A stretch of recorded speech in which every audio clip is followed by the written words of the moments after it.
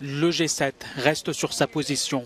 Il ne reconnaîtra jamais les frontières que la Russie veut imposer par la force avec sa guerre en Ukraine. Réunis en Allemagne ce samedi, les ministres des Affaires étrangères du groupe des 7 grandes puissances ont réitéré leur demande à la Russie de mettre fin à la guerre en Ukraine.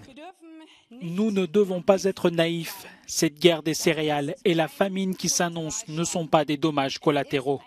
C'est un instrument délibérément utilisé dans le cadre d'une guerre hybride qui se déroule en ce moment même.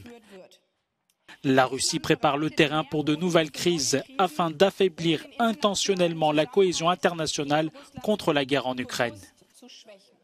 Les membres du G7 ont également promis d'élargir les sanctions économiques visant Moscou sur des secteurs dont la Russie est particulièrement dépendante, tout en exhortant la Chine à ne pas saper ces mesures. En marge de la réunion, le sujet de l'adhésion de la Suède et de la Finlande à l'OTAN est revenu sur la table.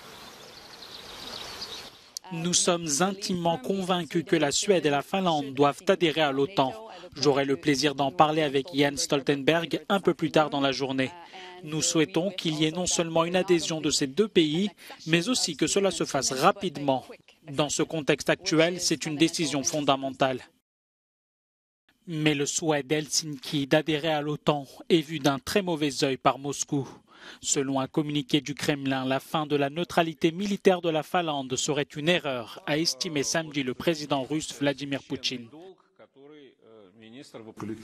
L'Occident nous a déclaré une guerre hybride totale et il est difficile de prévoir combien de temps tout cela va durer.